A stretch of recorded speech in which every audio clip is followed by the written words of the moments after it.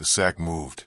Not much, just a tiny shudder, like a wounded animal trying to breathe. Wes Calder stopped his horse and stared. He had seen plenty of cruel things in his life, but nothing like this. Whatever was inside that burlap wasn't meant to survive, and yet it did. Wes Calder was a man who liked fences. They kept things in.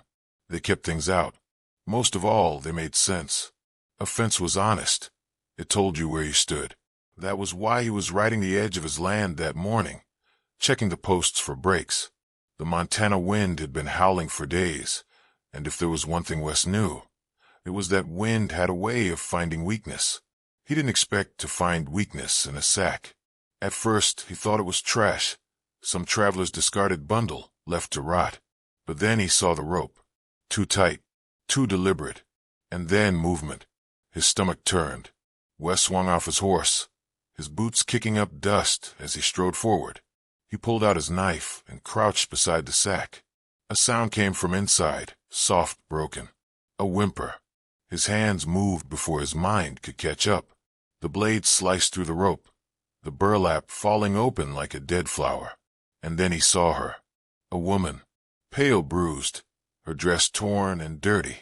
Her arms were wrapped around two small children, a boy and a girl, their wrists tied loosely with cloth. The boy's eyes were wide with terror.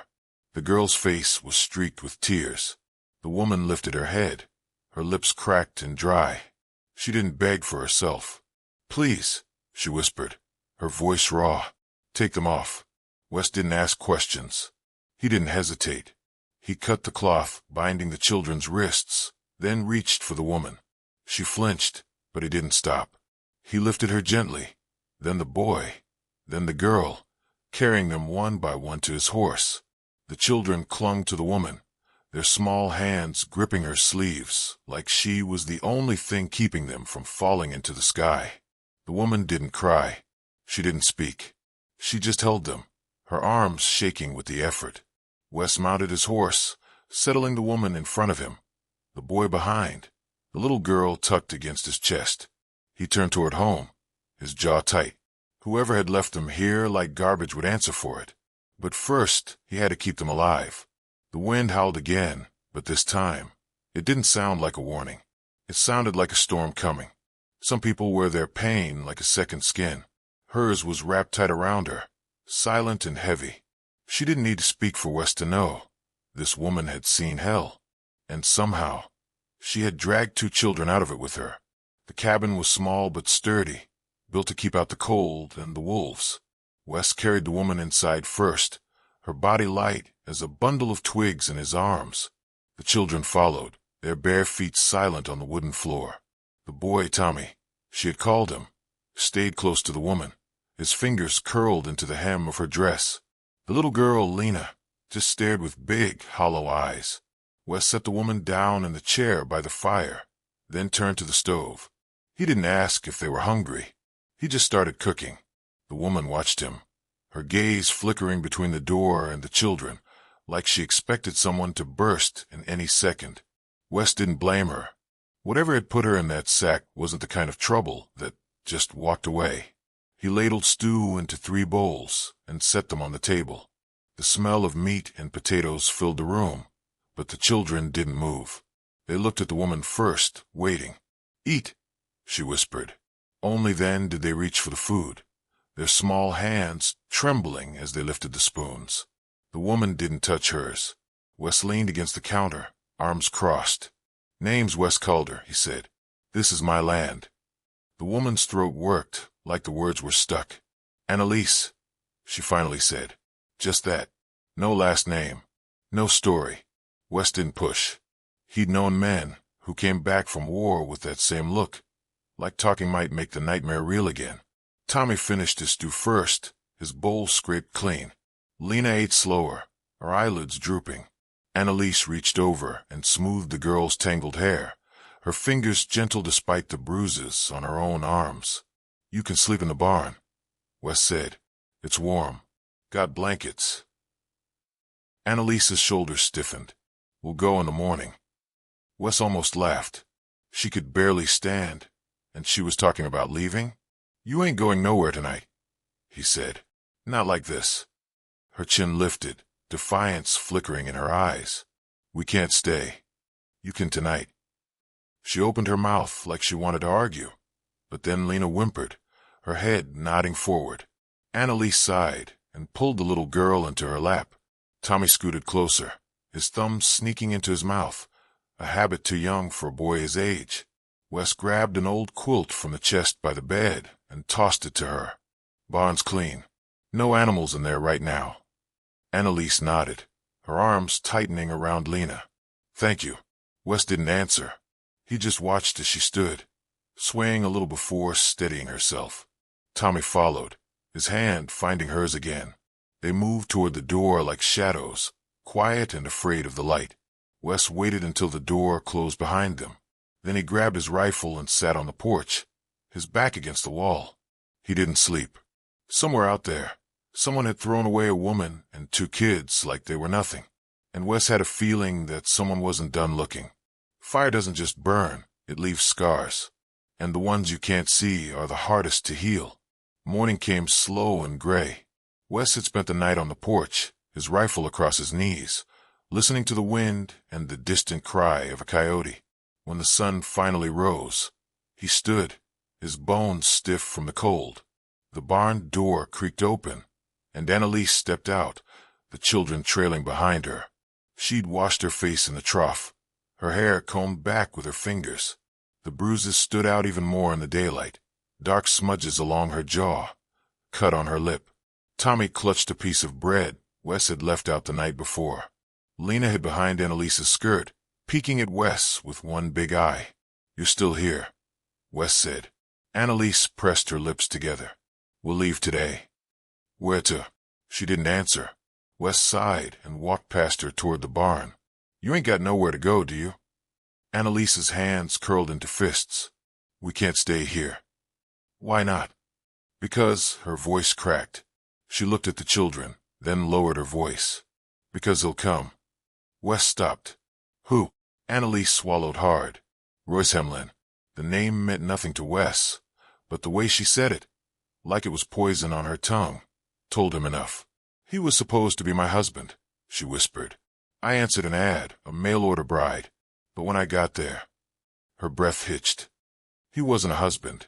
He was a monster. Tommy pressed against her side, his small face pale.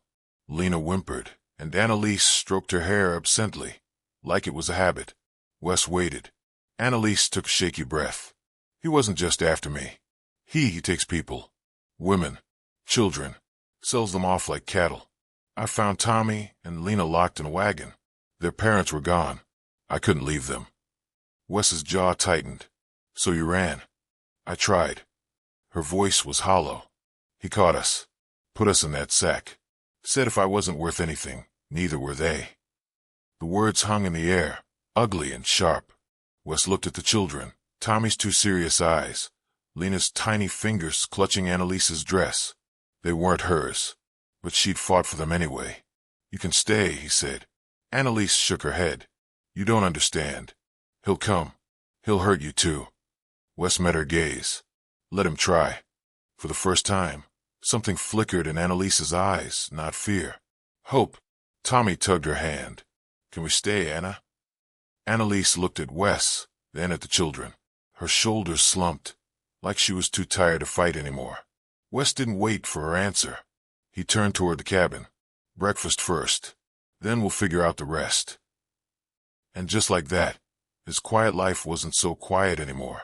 Fences were meant to keep things out. But for the first time in years, Wes found himself building something to keep people in. Not as prisoners, but as family. The days passed in a strange new rhythm. Annalise moved through the cabin like a ghost at first, always watching, always listening. The children followed her everywhere, Tommy with his serious eyes and Lena with her thumb tucked in her mouth. Wes didn't know much about kids, but he knew they couldn't sleep in a barn forever. So one morning, he dragged out his tools and started building. Annalise appeared in the doorway, her arms crossed against the morning chill. What are you doing? Making a bed, Wes said, not looking up from the wood he was measuring. For who? Them. He nodded toward Tommy and Lena, who were crouched in the dirt nearby, poking at a line of ants with sticks. Annalise's brow furrowed. "We can't stay inside your house." "Why not?" "Because it's not proper." Wes almost laughed. "Proper? After everything she'd been through? Ain't nobody out here to care about proper," he said. "Just us." Annalise opened her mouth like she wanted to argue, but then Lena toddled over and grabbed Wes's pant leg, leaving a smudge of dirt behind. The little girl pointed at the wood. "What's that?" "A bed," Wes said. "For you and Tommy." Lena's eyes widened. "For me?" "Yep." Tommy crept closer, his stick forgotten. "Can I help?" Wes hesitated, then handed him a small hammer. "Hold this." Annalise watched as Wes showed Tommy how to steady a nail, his big hands guiding the boy's small ones. Lena clapped when the first board was secured, her giggles light as birdsong. Something in Annalise's chest tightened. She turned away before Wes could see her face. By sundown, the bed frame stood in the corner of the cabin, sturdy and simple. Wes tossed a straw mattress over it while Annalise folded the quilt from the barn. Tommy ran his fingers along the wood, his face solemn. "Nobody ever built nothing just for me before." Wes didn't know what to say to that, so he just ruffled the boy's hair. That night, as the fire crackled and the children slept curled together in their new bed, Annalise sat at the table, mending a tear in Lena's dress. Wes watched her from the doorway, the way her fingers moved, quick, sure, like she'd done this 100 times before. "You're good with them," he said quietly. Annalise didn't look up. "Someone has to be." Wes nodded. He understood that kind of responsibility, the weight of keeping something alive. Outside, the wind whispered through the grass. But for the first time in a long time, the cabin didn't feel empty. Gossip travels faster than a galloping horse, and by the time Wes reached town, the story had already grown teeth. Supplies were running low. Wes hadn't planned on feeding 3 extra mouths, let alone 2 of them being children, who ate like they'd never seen a full plate before. "I'll be back by sundown," he told Annalise as he hitched the wagon. She stood on the porch, her arms wrapped around herself. "Be careful." Wes almost smiled. She sounded like she cared. "Always am." Tommy darted out from behind her, his face serious. "Can I come?" Wes shook his head. "Not this time." The boy's shoulders slumped, but he didn't argue. Lena peeked around Annalise's skirt, her thumb in her mouth. Wes tipped his hat at them and flicked the reins. The road to town was dusty and familiar. Wes had made this trip 100 times, always alone. Today, his mind kept drifting back to the cabin, to the way Annalise had looked at him when he'd handed her the coffee that morning, like she wasn't sure if she should take it. He shook his head. Best not to think too hard on that. Town was its usual bustle. Horses tied outside the saloon, women in wide skirts carrying baskets, old men whittling on the bench outside the general store. Wes kept his head down as he tied up his wagon and stepped inside. The bell above the door jingled. "Wes Calder," said Mrs. Higgins from behind the counter. "Haven't seen you in a while." "Been busy," Wes said, grabbing a sack of flour. Mrs. Higgins leaned forward, her eyes sharp.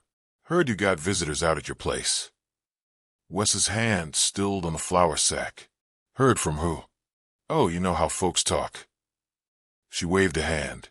"Pastor Giles said he saw children playing near your barn last Sunday when he rode by." Wes gritted his teeth. Of course the preacher had been snooping. "Just passing through," he said. Mrs. Higgins raised an eyebrow, but didn't press. Wes grabbed the rest of his supplies, sugar, coffee, a jar of peppermint sticks he didn't remember picking up, and slapped coins on the counter. He was almost out the door when a voice stopped him. "Wes." Pastor Giles stood on the boardwalk, his Bible tucked under one arm. "A word." Wes sighed and stepped outside. "Preacher." The pastor's smile didn't reach his eyes. "I couldn't help but notice you have guests." "Yep." "Who are they?" Wes met his gaze. "None of your business." The pastor's smile faded. "Now, Wes, you know how this looks. A man living with a woman who isn't his wife. 2 children with no explanation." Wes's fingers tightened around his supply sack. "Ain't nobody living any way they shouldn't be." Then perhaps you should introduce them to the congregation. Let people see they're respectable. The way he said it made Wes's skin crawl. We'll see. He turned and climbed into the wagon before the pastor could say more. But as he drove away, he could feel the eyes on his back, the whispers starting before his dust had even settled. By the time he reached the cabin, the sun was dipping low. Annalise stood in the yard, Tommy and Lena playing near her feet. She took one look at Wes's face and knew. Trouble. Wes handed her the peppermint sticks. Nothing we can't handle. But as the children cheered and broke into the candy, Wes watched the road. Trouble was coming, and it wouldn't be satisfied with whispers. Evil doesn't always come riding in with guns blazing. Sometimes it wears a fine coat and carries papers with pretty lies. The first Wes heard of Royce Hemlin's arrival was from Old Man Peterson at the feed store. Fancy fellow rode into town yesterday, Peterson said, spitting tobacco into the dirt, asking about a missing woman and kids. You wouldn't know anything about that, would you, Calder? Wes kept his face blank as he loaded grain sacks into his wagon. Lots of folks go missing. Peterson chuckled. This one's got money. Offered $50 reward for information. He eyed Wes carefully. Said his wife ran off with his 2 wards. Got legal papers and everything. The rope in Wes's hands went taut. That's so. Sheriff's taking it serious. Might want to check your barn. Peterson's grin showed yellow teeth. Unless you got something to hide. Wes didn't answer. He finished loading in silence, but his mind raced. $50 was more than most ranch hands made in 2 months. Enough to make honest men turn blind eyes. Back at the cabin, he found Annalise teaching Tommy his letters in the dirt with a stick. Lena sat nearby, braiding clover stems into a chain. The peaceful scene made his gut twist. We got trouble, he said quietly. Annalise's stick froze mid-letter.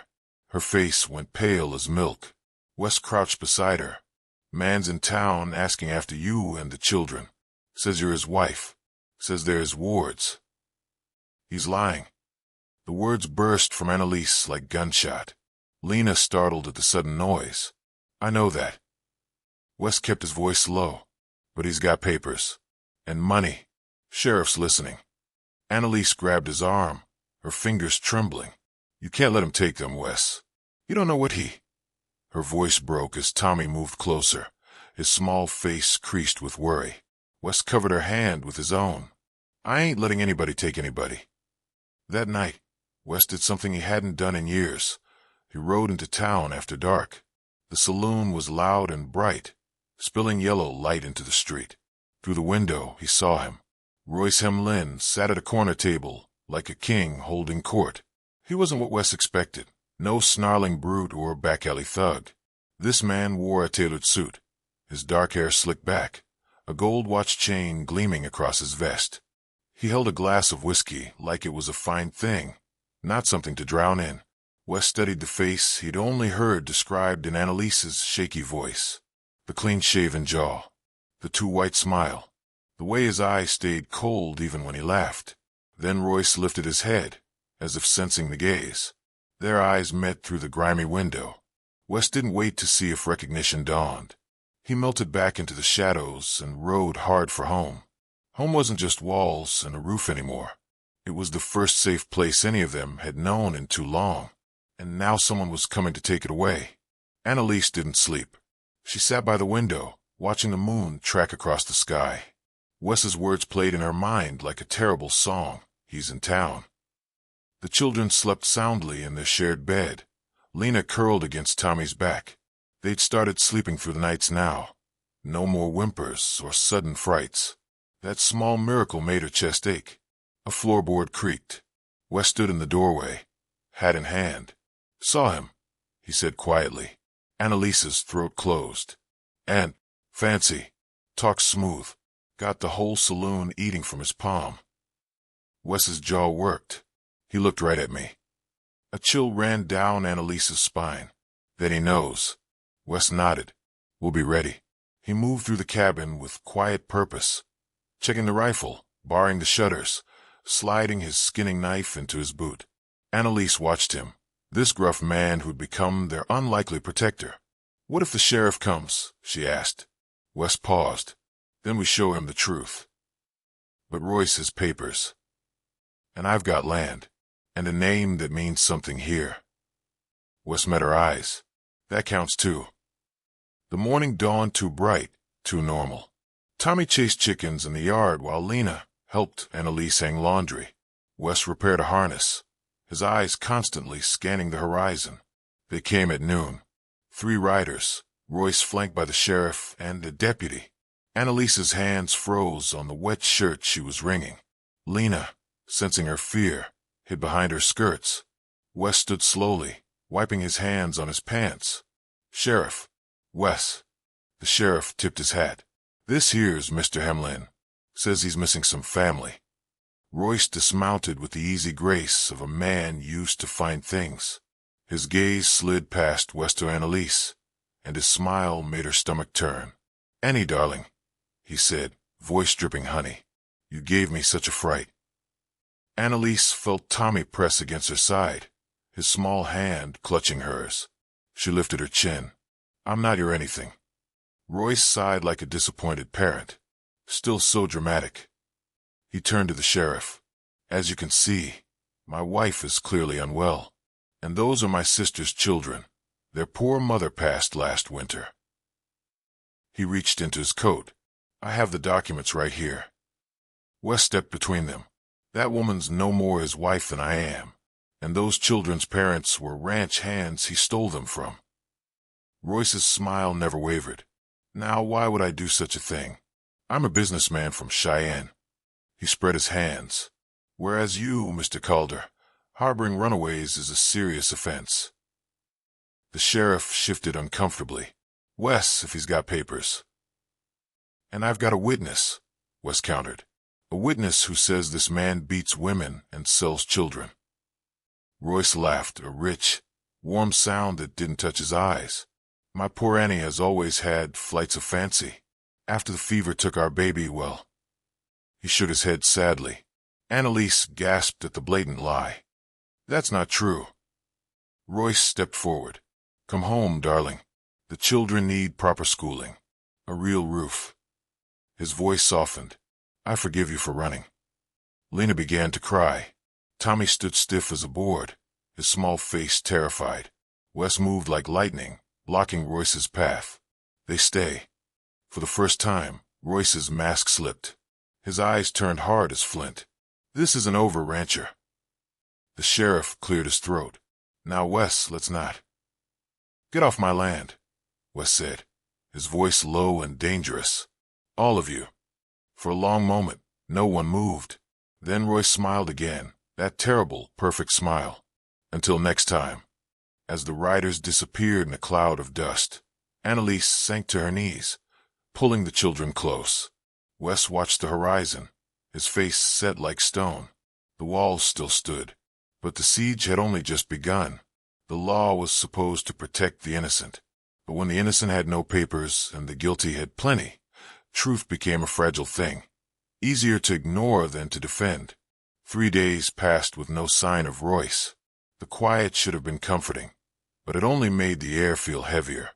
Wes spent the mornings working close to the cabin, his rifle never far. Annalise kept the children inside more than usual, though Tommy begged to go fishing. On the 4th morning, Wes saddled his horse before dawn. "Where are you going?" Annalise stood in the doorway, her shawl pulled tight against the chill. "Town," Wes said. "Judge Everett rides circuit. He's due in today." Annalise's fingers knotted in the shawl. "What if Royce finds out?" Wes adjusted his hat. "That's why I'm going now. You keep the children out of sight." The ride to town felt longer than usual. Wes avoided the main street, cutting through back alleys to the courthouse, a squat building with peeling paint and a drooping flag. Inside, the air smelled of ink and old cigars. Judge Everett looked up from his paperwork. His hair had gone gray since Wes last saw him, but his eyes were just as sharp. "Wes Calder. Thought you'd forgotten where the courthouse was." "Need your help," Wes said bluntly. The judge leaned back his chair. "That's so." Wes laid it out plain. Annalise, the children, Royce's lies. The judge listened without interrupting, His fingers steepled under his chin. When Wes finished, the room felt too quiet. "You're asking me to go against legal documents," Everett said finally. "I'm asking you to listen to the woman who lived it," Wes countered. The judge studied him. "Why now? You've kept to yourself for years." Wes met his gaze. "Because it's right." A long silence. Then Everett sighed and reached for his coat. "Let's meet this woman." Annalise nearly dropped the wash bucket when she saw the judge riding in beside Wes. The children froze mid-game, their sticks still raised in play fighting. "Annalise," Wes said as they dismounted, "this is Judge Everett."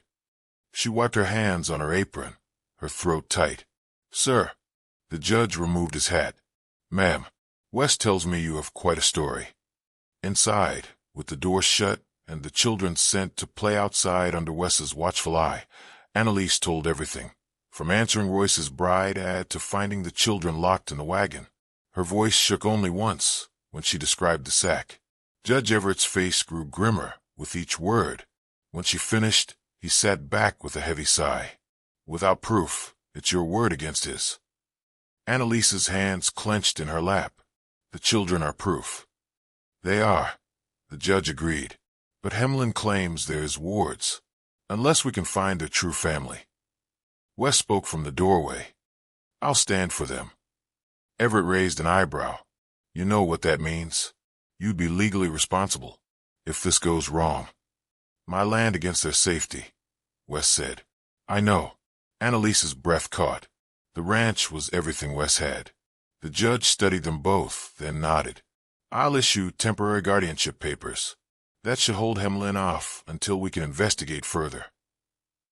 He stood, reaching for his hat. "But Wes, he won't give up easy." Wes glanced out the window where Tommy was showing Lena how to skip stones. "Neither will I." The judge's papers bought them time, but not peace. Royce's shadow loomed in every unfamiliar rider, every creak of the wind. Annalise took to waking before dawn, sitting at the rough wooden table with a stub of pencil and the back of an old flour sack. She wrote in careful letters, pausing often to listen for the children stirring. "What's that?" Wes asked one morning, nodding to the papers she quickly folded. Annalise hesitated. "Names. Places Royce mentioned. The children's real family might be out there." Wes poured coffee into 2 chipped cups. "You remember that much?" "I remember everything." Her voice went quiet. The way Tommy's mother called him, my little bear. How Lena's father sang to her in Spanish. Wes stilled. "You never said that." Annalise traced the edge of the paper. "I was afraid if I told anyone, Royce would find out, would hurt them worse." The coffee steamed between them. Outside, a meadowlark sang. Wes sat across from her. "Tell me now." So she did. The overheard arguments between Royce and his men. The ranch names shouted in anger. The way Tommy's mother had screamed her son's name as they dragged her away. Wes listened without interrupting. When she finished, he reached for the paper. "Let me see." Annalise handed it over, her fingers brushing his. Wes studied the names. Tomas Rodriguez. Mary Holloway. The Bar H Ranch. "I know the Bar H," he said finally. 2 days' ride south. Annalise's heart pounded. "Do you think?" Wes folded the paper carefully. "Only one way to find out." That afternoon, while the children napped, Wes saddled his best horse. "I'll ride fast," he promised Annalise. 3 days, no more. She handed him a wrapped bundle, bread, dried meat, the precious letter. "Be careful." Wes tucked the letter inside his shirt, against his heart. "Keep the rifle close."